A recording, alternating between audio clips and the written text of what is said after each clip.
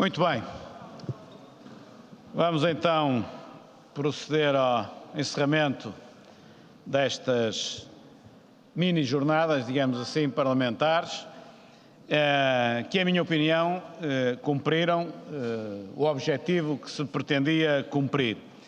E o objetivo que nós pretendíamos cumprir era, naturalmente, dissecar o orçamento do Estado na generalidade, que não na especialidade, depois de ter havido um período em que cada um já olhou para ele e, portanto, já pode ter alguma opinião e algumas dúvidas, e depois chamarmos aqui, neste caso, 4 pessoas com formações capazes de analisar o orçamento, mas de vertentes um pouco diferentes para se complementarem uns com os outros. E devo dizer que não é que aqui tivesse ouvido algo que não soubesse, mas naturalmente ouvi de uma forma sistematizada uma série de ideias que são naturalmente úteis e que coincidem com aquilo que é também, eu vou dizer, a minha visão do Orçamento de Estado, mas esta minha tem a ver com a nossa, ou seja, com tudo aquilo que nós temos falado sobre a política económica e, em particular, sobre a política orçamental para Portugal. Se nós consultarmos aquilo que é o nosso discurso de há bastantes anos, e em particular se formos ver aquilo que foi o programa eleitoral que o PSD apresentou sobre estas matérias, nós temos de olhar para o Orçamento do Estado, de uma forma geral, como é evidente, mas incidindo particularmente sobre alguns objetivos e algumas vertentes que eu poria 7 em cima da mesa. Nós, ao olharmos para um Orçamento de Estado, temos de olhar necessariamente para a carga fiscal, como é lógico, logo à cabeça, e não há ninguém que hoje tenha aqui falado que não tenha referido a carga fiscal.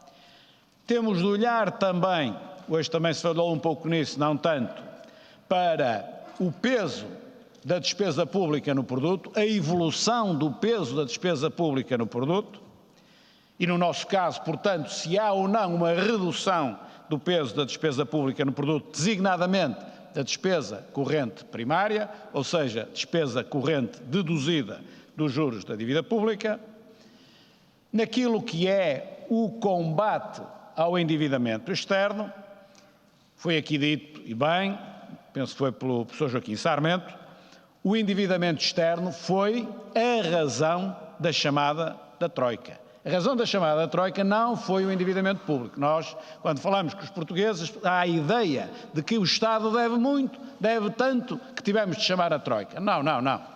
Não é pelo Estado dever muito, é pelo país como um todo dever muito ao estrangeiro. Obviamente, como o Estado deve muito, parte dessa dívida, grande parte dessa dívida tem a ver com a dívida do Estado. Mas se nós tivéssemos uma dívida pública muito grande e uma dívida externa muito pequena, nunca a Troika cá tinha precisado de entrar. Há países que assim é, há outros que é ao contrário. No nosso caso, elas andam em paralelo, nós temos uma elevada dívida pública e uma elevada dívida externa. Se há coisa, naturalmente durante o período da Troika aconteceram coisas positivas e coisas negativas, como é evidente. Eu classificaria a coisa mais positiva como justamente o abrandamento do endividamento externo. O termos conseguido, a dada altura, ter um saldo da balança de pagamentos positivo e, por conseguinte, incitar uma estratégia de redução do endividamento externo.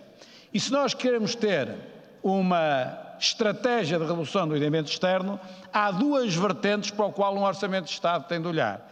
Primeiro, para o apoio às pequenas e médias empresas. Segundo, para os incentivos à poupança. São 2 elementos absolutamente nucleares. E aqui no apoio às pequenas e médias empresas, nós metemos naturalmente o objetivo de crescimento económico, que é fundamental para a economia portuguesa, e como por via do investimento e das exportações. No caso vertente do que estou a dizer, por via fundamentalmente das exportações, porque o investimento ele próprio arrasta necessariamente importações, mas têm de ser vistas, quando para investimento, como algo absolutamente necessário e que tem de ser feito. E também aqui, se nós estamos a fazer esse apoio ao investimento e às exportações, nós estamos também a responder a uma outra necessidade, que aqui foi muito focada, que é a questão da produtividade, que é um elemento absolutamente nuclear para a economia portuguesa, aqui neste caso para as empresas. Depois há necessariamente também um outro elemento para o qual nós temos de olhar, que é para a evolução do déficit, em particular para a evolução do déficit estrutural, ou seja, eliminar o déficit estrutural ou, dito de outra forma, cumprir o programa de estabilidade. O quinto ponto que eu acho fundamental nós olharmos para ele quando avaliamos o orçamento é a evolução quantitativa e qualitativa do investimento público, que aqui também foi referida. Foi a quantitativa muitas vezes referida, mas, por exemplo, João Duque referiu à qualitativa. Que tipo de investimento público e com que estratégia é feito e, no nosso caso, face a este Governo, que garantias temos da execução da verba inscrita para investimento público no Orçamento de Estado que estamos a apreciar. O sexto ponto é para mim também fundamental e que tem a ver com propostas da reforma da administração pública que permitam a melhoria dos serviços públicos, por um lado, e a disciplina e o rigor e a otimização da despesa pública, por outro lado. E, finalmente, o sétimo ponto, infelizmente, acho que o temos de colocar. Não faz sentido, num país normal, colocar o sétimo ponto, mas face ao que tem vindo a acontecer, há um sétimo ponto que temos de colocar, que tem a ver com a apresentação de um orçamento real ou então de um orçamento fictício. Este orçamento é real? Aquilo que vai acontecer quando analisarmos a tal conta geral do Estado, depois da execução do orçamento, vai coincidir com o orçamento ou vai ser uma coisa completamente diferente? Como eu digo, é uma pergunta é uma observação um pouco racional, mas face àquilo que aconteceu nos 4 anos anteriores, faz sentido nós olharmos do ponto de vista democrático se aquilo que estamos a aprovar ou a apreciar no plenário da Assembleia da República e nas comissões é aquilo que efetivamente vai ser executado ou andamos aqui não digo numa peça de teatro, mas de certa forma um pouco numa peça de teatro que depois não tem uma adesão total àquilo que é a realidade. E, portanto, o Partido Social Democrata, não o Partido Comunista, nem o Bloco de Esquerda, o Partido Social Democrata deve olhar para uma proposta de Orçamento de Estado segundo este ângulo, porque são estes ângulos que, ao longo do nosso discurso político e, em particular, no programa eleitoral, nós classificamos como, do ponto de vista estratégico, fundamental no campo da política orçamental e, por sua vez, também no campo da política económica. Há um ponto prévio a isto tudo, que há um pressuposto necessariamente em qualquer proposta de orçamento, também aqui foi referido, que é, este orçamento, que estratégia tem? Onde é que este orçamento quer chegar? Pretende-se daqui por 3 ou 4 anos estar aonde e em que medida as peças orçamentais caminham nesse sentido? Pois bem, aquilo que é absolutamente claro é que isso não existe, ou seja, esta proposta de Orçamento de Estado não tem um rumo estratégico. Nós não sabemos o que é que estrategicamente se pretende com uma proposta deste género, ou seja, dito de outra forma, não se pretende nada, não tem uma estratégia. Tem uma tática, tem um objetivo tático e esse objetivo tático é naturalmente anunciar um conjunto de medidas simpáticas que se prende fundamentalmente com a redistribuição de rendimento. Isso tem, mas isso é um objetivo de natureza tática, um objetivo de natureza política, a imagem que o Governo pretende dar de si própria, não tem a ver, de si próprio, não tem a ver necessariamente com um objetivo onde se pretende chegar, eu não vou dizer de longo prazo, efetivamente não é de longo prazo, mas um objetivo de médio prazo onde se pretende chegar. Ou seja, o ponto prévio à análise deste orçamento é este: não tem uma linha estratégica, não usa a política orçamental para objetivos de natureza económica, para os objetivos da economia portuguesa. Dito isto, que é o ponto prévio, e já é suficientemente grave, vamos então, ponto a ponto, aquilo que eu referi, analisar em que é que a proposta deste orçamento casa ou não casa com aquilo que são as nossas prioridades. A primeira, como eu referi, tem a ver com a carga fiscal, ou seja, a nossa prioridade é de redução da carga fiscal e é isso que estava no programa eleitoral do PSD. A redução da carga fiscal que estava no programa eleitoral do PSD não é uma redução brutal da carga fiscal. Uma redução brutal da carga fiscal é, pura e simplesmente, impossível. Aquilo que nós pretendemos, que pretendíamos e que pretendemos, é que a carga fiscal se vá reduzindo de orçamento para orçamento. E é bom aqui dizer, para aqueles que não são naturalmente versados na matéria, que redução da carga fiscal em nada quer dizer redução da receita fiscal. A receita fiscal terá sempre de subir, particularmente quando há crescimento económico, que é aquilo que nós pretendemos que haja. A receita fiscal subirá sempre e tem de subir. E se o governo fosse nosso, também subia. Agora, o que não subia era a relação entre essa receita e a riqueza nacional e aquilo que nós produzimos durante um ano. Isso é que tem de descer. O peso da receita fiscal no produto interno bruto, que é o conceito de carga fiscal, como aqui também foi amplamente explicado. Ora, a carga fiscal aumenta 0,2% do produto. Corresponde a quê? A 434 milhões de euros, 0,2% corresponde, 0,20 e tal por cento, correspondem a 434 milhões de euros. Ou seja, o Governo vai cobrar mais 434 milhões de euros do que aquilo que cobraria se o rácio se mantivesse. Não vai cobrar mais 434 milhões de impostos, vai cobrar muito mais, mas vai cobrar desses 434 mais pelo facto de aumentar a carga fiscal. Mas se nós fizermos uma comparação entre aquilo que foi a proposta de orçamento de Estado para 2018, não é preciso ir lá muito atrás, 2018, a proposta de orçamento que entrou nesta Assembleia da República em fins de 17 para orçamento de Estado de 2018. A carga fiscal que continha essa proposta, compararmos com a carga fiscal que contém esta proposta, sobe de 34,3 para 35,1 em 3 anos. 18, 19 e 20, porque é para a execução de 20. 0,8% do PIB atual, que é assim que se fazem as contas, são 1.740 milhões de euros.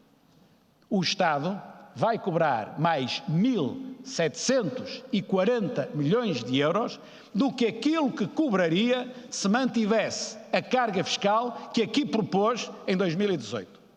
Isto apenas, portanto, durante o exercício de 18, 19 e 20, serão mais 1.740 milhões de euros. Isto, obviamente, é já muito dinheiro e isto sim é reforço da carga fiscal. É mais impostos face àquilo que é o produto interno bruto do país. Portanto, este item da carga fiscal está longe de corresponder àquilo que nós entendemos como necessário. O ponto 2 que eu referi é a relação entre a despesa pública e o produto. Ou seja, se nós vamos ter na nossa sociedade e na nossa economia mais Estado ou se vamos ter menos Estado. Repito, a despesa pública subirá sempre desde que haja crescimento económico, é como a receita. Ninguém está a dizer que a despesa pública tem de reduzir, é impossível reduzir, isso aqui também a doutora Manuela Ferreira Leite ainda hoje, obviamente, mal fora. O problema é quanto sobe face àquilo que, quanto sobe a riqueza nacional. E, portanto, o peso da despesa pública, e em particular o peso da despesa corrente primária, portanto a despesa corrente sem os juros da dívida pública, continua a subir. Se nós tirarmos as receitas e as despesas extraordinárias, os one-offs, não é, que alguns terão aprendido hoje de manhã, a despesa total passa de 42,7% para 42,9% no produto, a total. E a despesa corrente primária cresce 3,4%. Cresce 3,4%, portanto cresce 2,4% acima da inflação, a inflação prevista é de 1%, e cresce acima do produto nominal, não acima do produto real, que é de 1,9%, para este efeito não é essa a comparação, é o produto nominal, é o real acrescido no deflator do PIB, ou da inflação, se o quiserem dizer de uma forma mais simples. Portanto, a despesa corrente primária, ela própria, sobe acima da inflação e acima do produto. E, portanto, também neste capítulo é evidente que não reduz, se não reduz e na nossa ótica devia reduzir, também não corresponde àquilo que para nós é necessário um orçamento fazer. E aqui é igual à carga fiscal. Aliás, a carga fiscal nunca baixará se nós também não conseguirmos baixar o peso da despesa no produto, como é absolutamente evidente. E, portanto, nós proporíamos ou queremos uma redução drástica do peso da despesa sobre o produto?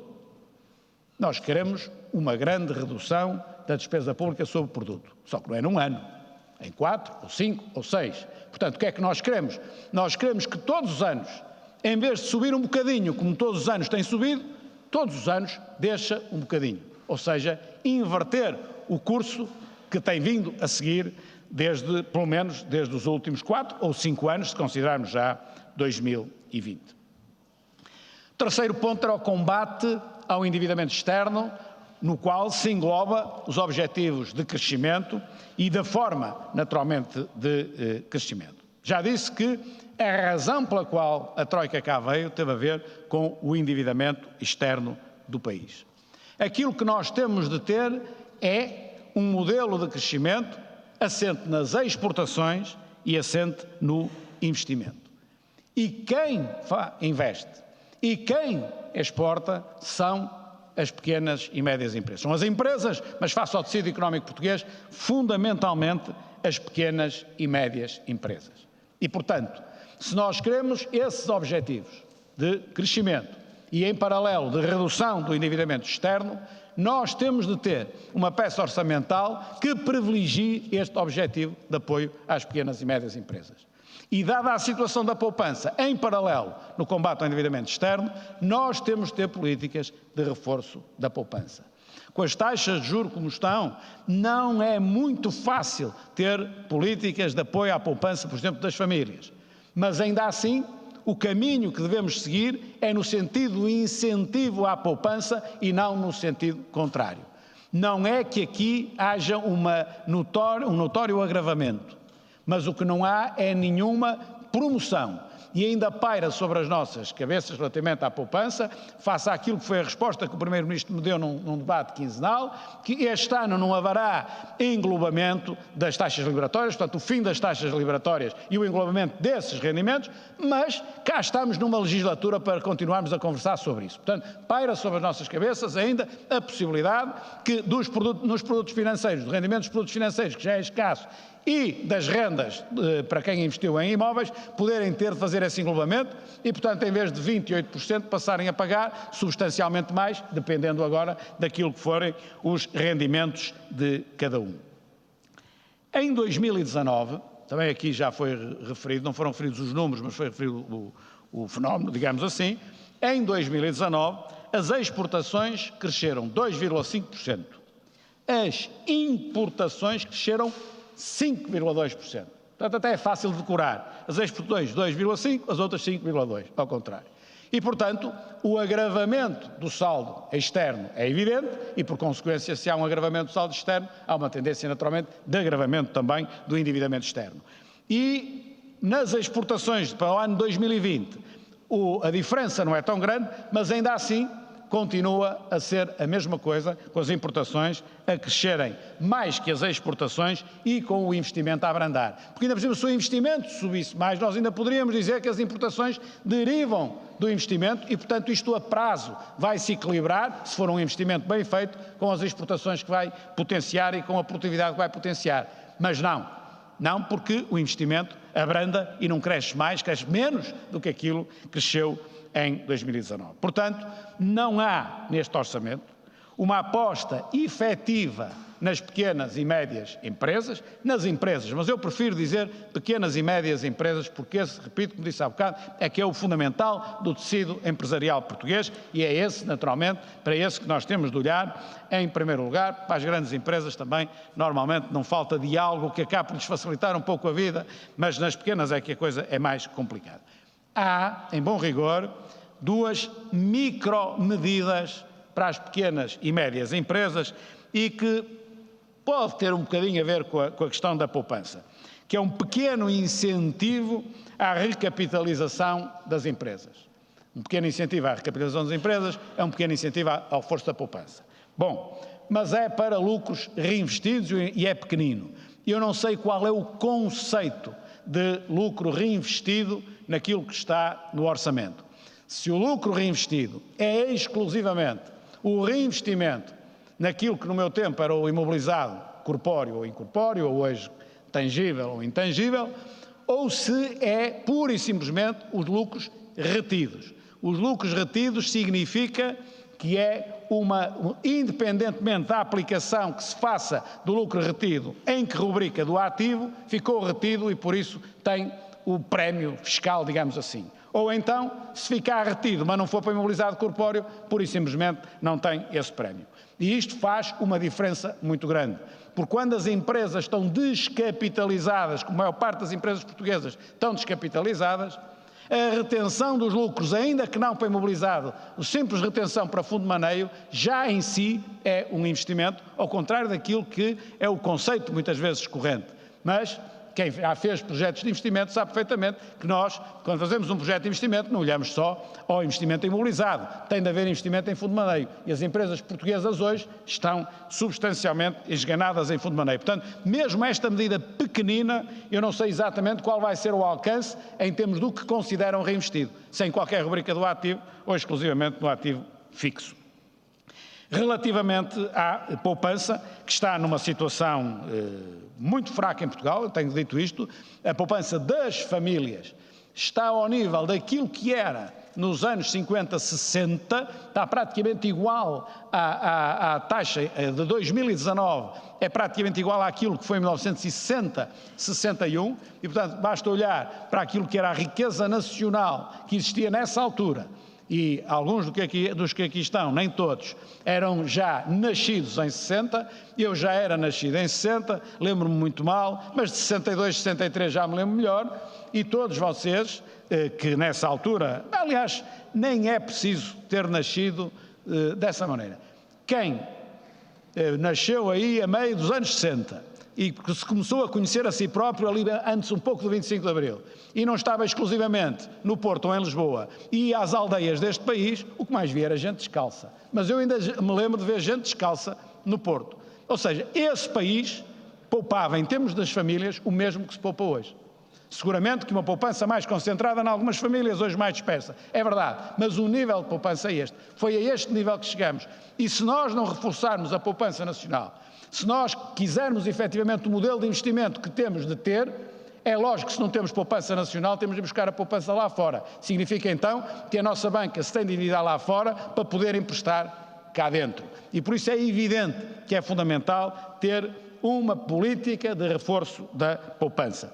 Que, volto a repetir, gosto pouco de entrar em demagogias, não é fácil, mas é nesse caminho que se tem de ir e não no sentido contrário e muito menos ameaçar ou deixar a pairar no ar, que isto ainda pode piorar através do fim das taxas liberatórias ou pelo menos do fim das taxas liberatórias para alguns produtos de poupança.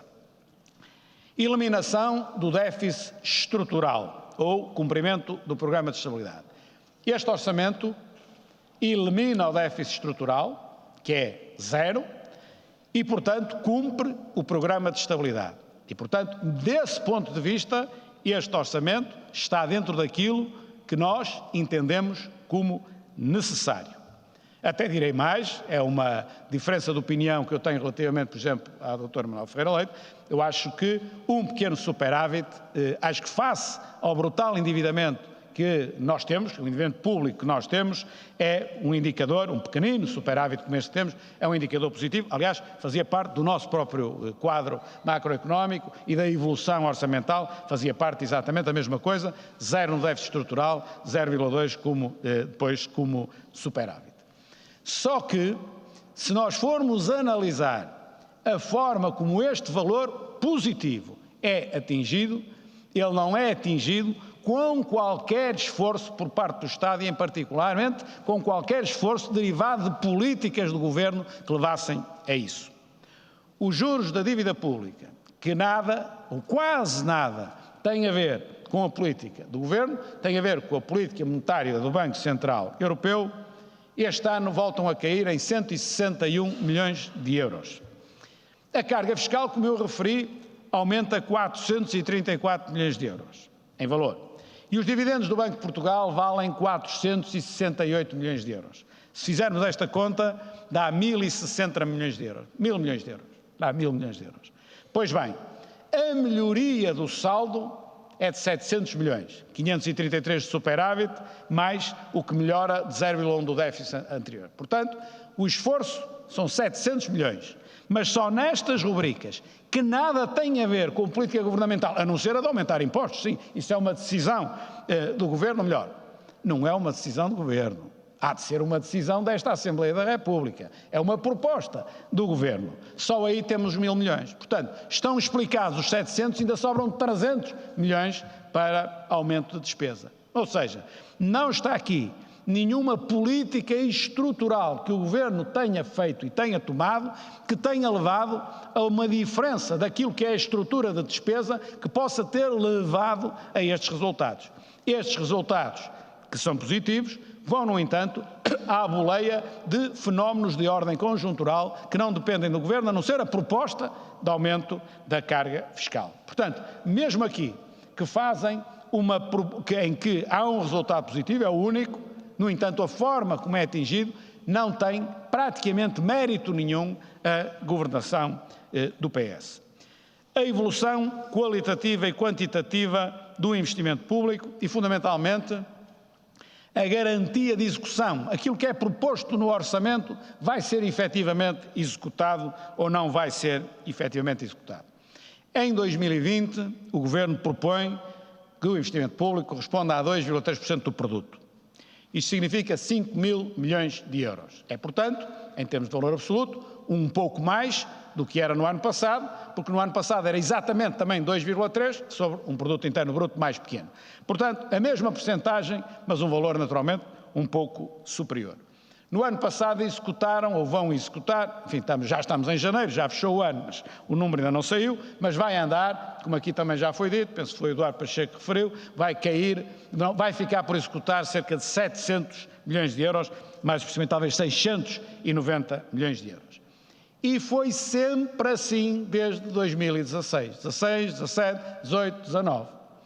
Não vejo nestas semanas, nestas 3 semanas, desde a apresentação do orçamento até hoje, e já decorreu tempo suficiente, não vejo nenhuma componente do discurso do Governo que nos permita acreditar que vão inverter e que agora este ano vai ser diferente.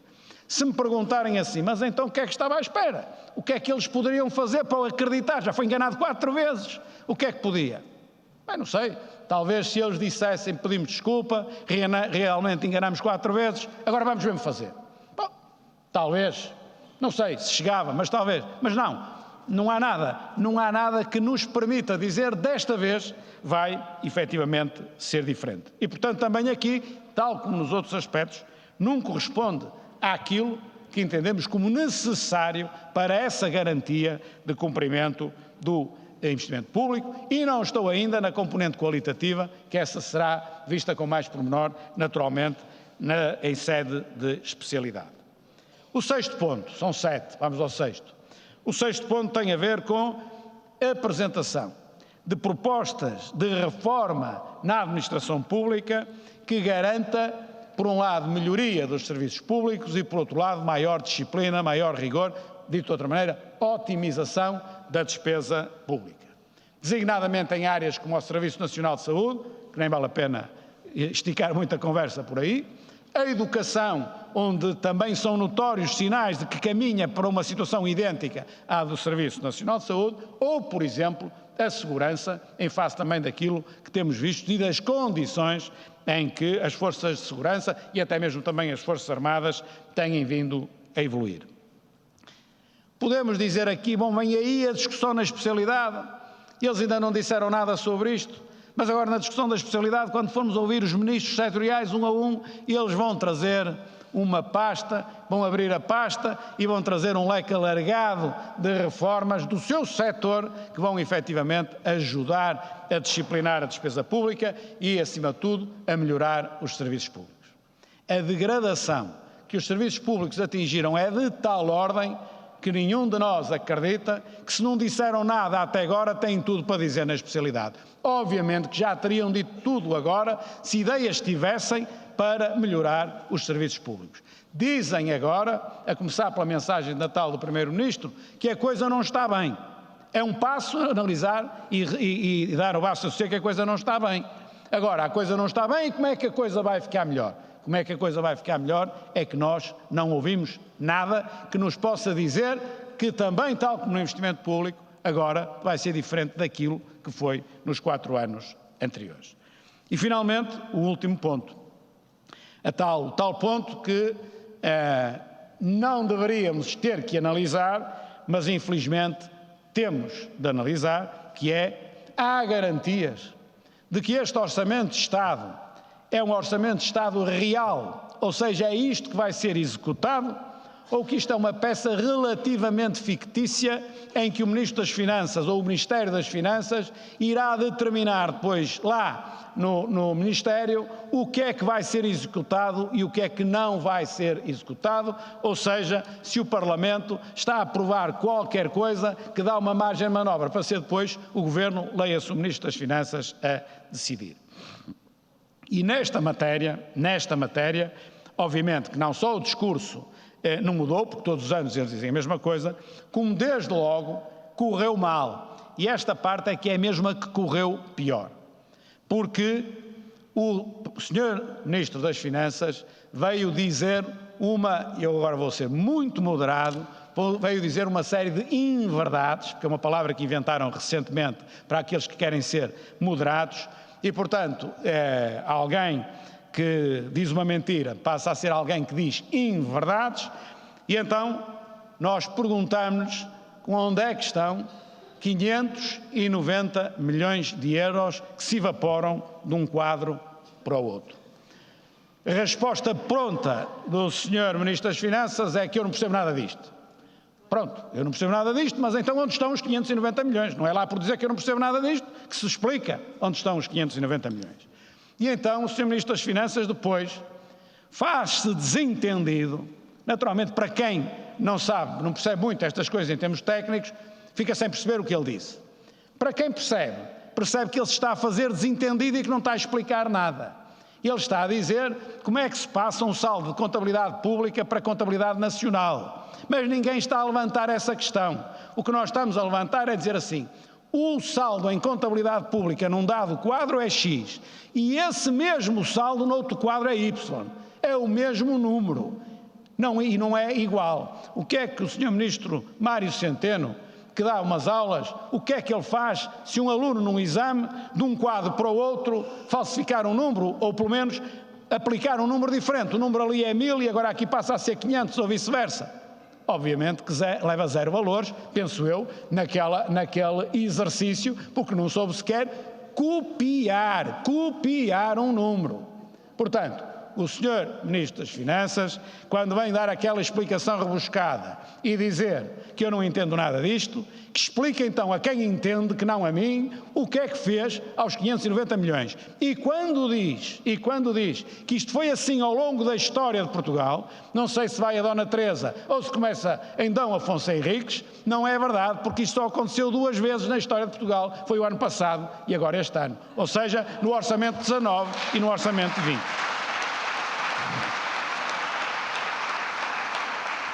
E julgo saber que ontem, na Comissão de Orçamento, o Sr. Ministro, para justificar o fraquíssimo investimento público, ou taxa de execução do investimento público, veio dizer, foi lá às calendas, à história de Portugal, e disse: olha, na Câmara do Porto, a última vez que fulano lá esteve, a taxa de execução foi de 16%. Penso que ele disse isto, avisaram-me que eu vi e vi lá num online uma coisa desse género. Obviamente que eu não sei de cor as taxas de execução do investimento público da Câmara Municipal que eu geri, mas sei que eram elevadíssimas.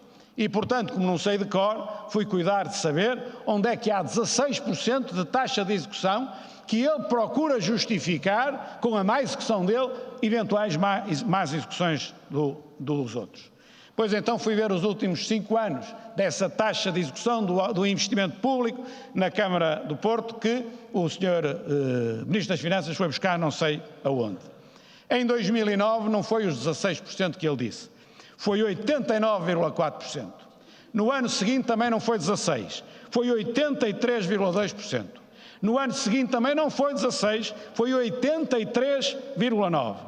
No ano seguinte, sim, baixou, foi 46,13%, explico-se já porquê. E no último ano, pelo menos até outubro, depois já não é comigo, foi 79,1%. Portanto, muito longe dos 16%. Mas o que está aqui em causa não é se é 16% ou outra coisa. O que está aqui em causa é o desplante de inventar um número e dizer um disparate.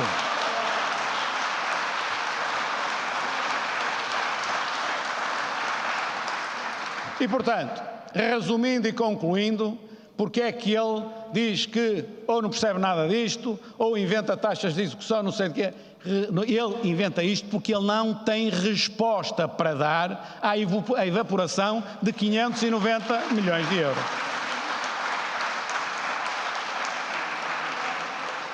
E, portanto, é assim, ou esses 590 milhões de euros que a Assembleia o autorizará a fazer, ele não vai fazer, estão automaticamente cativos e há aqui um problema de transparência, ou então ele vai gastá-los e os 590 milhões de euros e os 533 deixam de ser superávit e passam a ser um déficit de 57 e, portanto, o tal orçamento que faz a história pela primeira vez ter um superávit, não tem superávit nenhum, tem um déficit um pouco mais pequeno.